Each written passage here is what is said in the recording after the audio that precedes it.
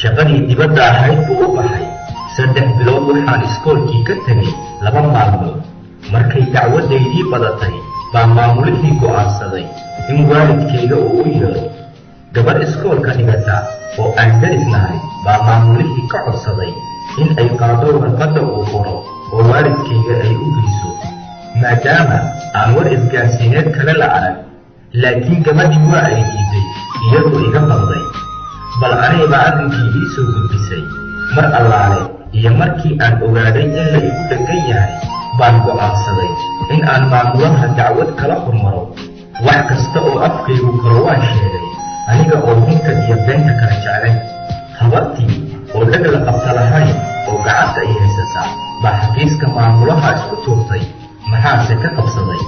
maamulihii markuu arkay wejigii hooyaday iyo muuqaalkaygaba wejigiisa carab badan baa fuushay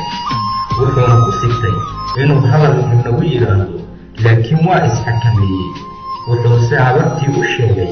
inuu aad iyo aad uga xun yahay in fursadda wiilkaagu iskoolka iyo qof kale oo ka faa'iidaysan lahaa ka lumiyey sidaas darteeda aan laga yaabin in mar dambe ciqabe iskoolka soo galo halkaasi waxaa ku dhammaaday rajadii waalidkaygu waxbarashada ka qabay wiil hore loogala quustay geelii lo-dii iyo arigii baa maalintii dambe waxaarigii la raacshay markaasuu dayacay kolkaasaa habaa dusha looga tuuray go'aanna lagu gaadhay inaan wax damba loo dirsan markuu go'aankaasi ogaaday buu yidhi calabsaday layga samir micnaha cid wax dambaa ii dirsanaysaa ma jirto aniga oo sifahaas oo kale ku sugan baa aniga iyo hooyadii ogtan dooni gurigii aan saaka ka soo qabanay ku soo laabanay hooyo ogtan hadal carab huwan aasee xaqiiqda ku qotoma bay ku tiraabtay oo tidhi haddaad qur'aankii iyo iskoolkiiba diiday inaad dhigato marka adaa dantaada yaqaani meeshaad doontid ka bax waagu markuu baryey baan gurigaydii raaxada badnaa haleel uga baxay dibna uguma soo laaban saaxiibaday baan u tegey si diiran baana la ii soo dhoweeyey shaqadii la iigu yeerayey baa si hagar la'aan ah u bilaabay waxaan ku dhaqaaqay in aan dadka jeebabkooda baaro oo lacag iyo waraaqo wixii gacantaydu qabato ka soo dhufto una dhiibo bahadilaha kooxda markaan waqti dheer hawshaasi fulinayay oo dhowr jeer la yahay magacayguna tuugo ku soo caanbaxay oo weliba farahaygu galka boolisku galeen baa kooxdaydii go'aansatay in kor la ii dallacsiiyo ee la igaarsiiyo darajada qoorsadafidda 2 maalmood oo qur ah baa ka soo wareegatay markii masiibadii ugu weynay igu habsatay baabuur caasi ah oo ka yimid dhanka waabari baa aygaabta soo istaagay gabar ka soo degatay baan boorso madow ka dafay 3 darbi markaan kala laabtay baan furay waxaana iiga soo baxay bambo iyo xoogaa lacag ah intaan lacagtii gacanta ku qabsaday baan cagaha wax ka dayay bumbadii iyo boorsadiina bartii uga dhaqaaqay dad bartii soo maray baa isha ku dhuftay bamka meesha yaalla waxayna u yeedheen booliska arrintu waxay ahayd mid maalmahani oo dhan boolisku daba socday oo ay ku wareereen cidda wadda iyo meesha ay ku socoto